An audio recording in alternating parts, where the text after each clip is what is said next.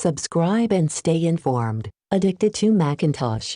Hi, I will show you how to use Stage Manager on macOS Ventura. One of macOS Ventura new features is Stage Manager. Stage Manager helps you clean up your desktop when you have multiple apps running in the background. To activate Stage Manager, here is how to do it. Go to the top right corner and click on Control Center. Next, click on Stage Manager. You may toggle Stage Manager on and off, depending your preference.